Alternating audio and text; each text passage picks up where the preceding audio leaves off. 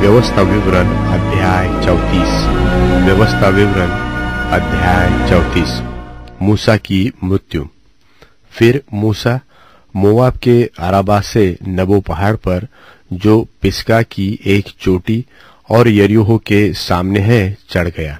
और यहोवा ने उसको दान तक का गिलाद नाम का सारा देश और नप्ताली का सारा देश और एफ्राइम और मनश्शे का देश और पश्चिम के समुद्र तक का यहूदा का सारा देश और दक्षिण देश और सोअर तक की यरीहो नाम खजूर वाले नगर की तराई, यह सब दिखाया।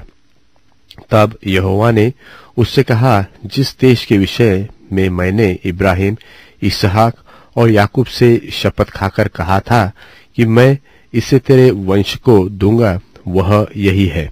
मैंने इसको तुझे साक्षात दिखलाया है, परंतु तू पार होकर वहां जाने न पाएगा। तब यहोवा के कहने के अनुसार उसका दास मूसा वही मोआब के देश में मर गया, और उसने उससे मोआब के देश में बेतपुर के सामने एक तराई में मिट्टी दी।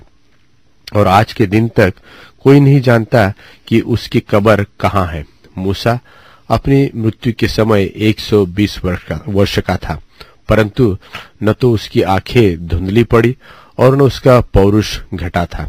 और इस्राएली मोआब के अराबा में मूसा के लिए 30 दिन तक रोते रहे। तब मूसा के लिए रोने और विलाप करने के दिन पूरे हुए, और नून का पुत्र यहोशू बुद्धिमानी की आत्मा से परिपूर्ण था, क्योंकि मूसा ने अपने हाथ उस पर रखे थे, और इस्राएली उस आज्ञा के अनुसार जो यहोवा ने मूसा को दी थी उसकी मानते रहे। और मूसा के तुल्य इस्राएल में ऐसा कोई नबी नहीं उठा जिससे यहोवा ने आमने सामने बातें की।